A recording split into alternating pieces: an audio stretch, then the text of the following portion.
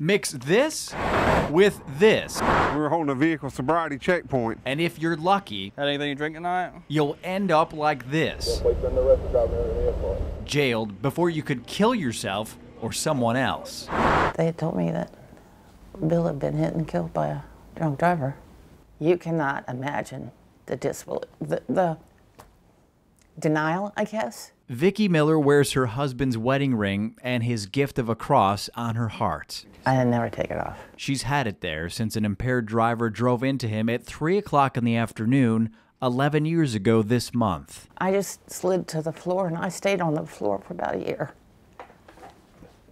Miller says her raw devastation turned to anger, which drove her to research the gravity of alcohol-related traffic deaths. Every year, we are killing 5 times the number of people that died on 9/11. Miller has been working with Mothers Against Drunk Driving and Grand Strand authorities to combat the problem. But according to National Highway Traffic Safety Administration data, her efforts, you know why I'm stopping you? And the efforts of police are up against fierce competition. 1 out of every 3 fatal accidents are alcohol-related across the country in 2008. But when you look at the data for South Carolina, that figure almost doubles, with nearly 2 out of every 4 fatal accidents alcohol-related. And that deadly percentage makes the Palmetto State the second worst for DUI deaths in the country, with 403 people killed last year. You're having to go knock on the door of a loved one and say, I'm sorry, but your wife or husband or daughter or son or whoever has been killed in a motor vehicle collision. And that's very hard. It's something that you never lose. It stays with you forever. The overwhelming question of why the problem is so great in the Palmetto State seems to only bring more questions. I wish I knew the answer. If anybody has any ideas, I'd like to know how to solve it. We try to do our best with education, deterrence, and enforcement. I would love to know, because if we knew why, then we would know possibly how to fix it. We brought in a panel of state experts for answers. Teresa Van Vleck is Traffic Safety Resource Prosecutor, Colonel Kenny Lancaster is commander of the more than 800 Highway Patrol officers, and Phil Riley is the Highway Safety Director. So what makes South Carolina so different? We're the only state that allows law enforcement to prosecute their own cases. They have the challenge of not only doing the DUI enforcement, but then again taking that case all the way to the court and trying these cases against defense attorneys. Our biggest problem is what happens with underage. Someone has to die before we react. And what we're trying to do is get ahead of that. We don't want anybody to die before we get you the message or we educate you and tell you what's going to kill you if you continue to do it. We do know that South Carolina per capita drank more than those in Georgia or North Carolina last year, even more than those in California, a state with 9 times our population.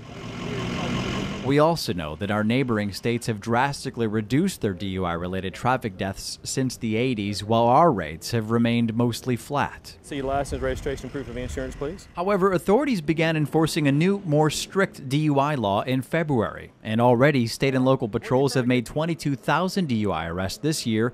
That's up 2,000 for all of last year. State investigators say, like any new law, this one will take time. In 2005, our seatbelt usage rate was 69.7%. It now stands at 81.5%, but it's taken 4 years to make that gain. So likewise, I think it's going to take a little bit of time to see gains with this law, but we will see gains. We're certain of that. The speed limit's 15 on this road. He's going 25. Conway Senior Master Patrol Officer Josh Scott is also on a mission to save lives. I take pride in getting DUIs off the roadways. Because in my opinion, I'm saving somebody's life by getting somebody off the roadway who's impaired. He's got dozens of DUI arrests just this year. Had anything to drink tonight? Nothing at all?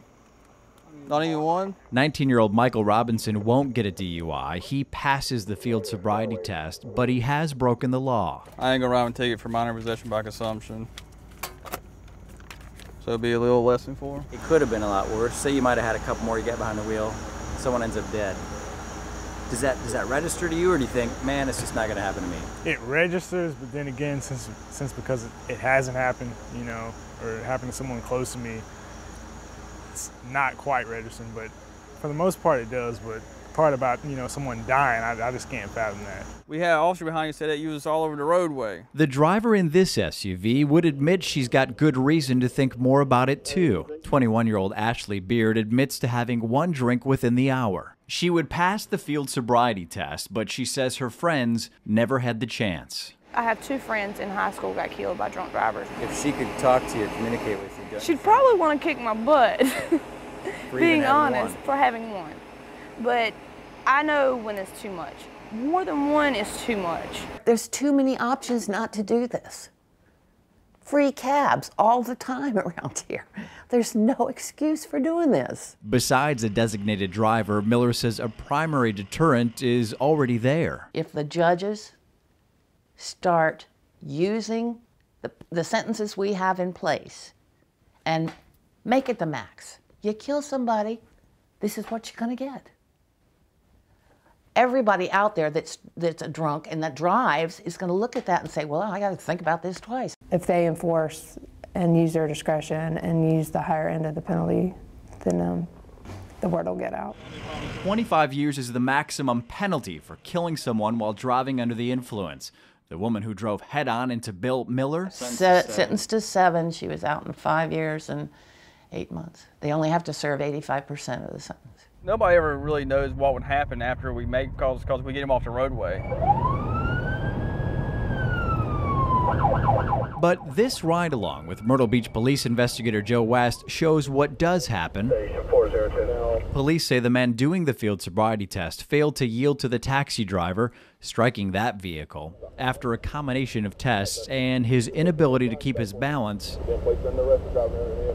We have to arrest them, we have to tow their vehicle, and they will spend the night in jail. and the need for overall awareness never more vivid for me. This is what happened to my car while on the way home just around 4:30 in the morning, minutes after our interview with Myrtle Beach Police for this story. Another driver ticketed for failing to yield the right-of-way. He had darted across the bypass. I had no time to react. The driver told me he'd just left a bar, told police he didn't remember what happened. No tickets for DUI, no hard proof he was impaired, but more important, no serious injuries. We'd both get another chance. His laugh just resonated through people. Vicki Miller never thought her husband would need a second chance, but she knows other people do. And she knows she'll do all she can for anyone, anytime, to explain why. I don't want Bill's death to not mean anything.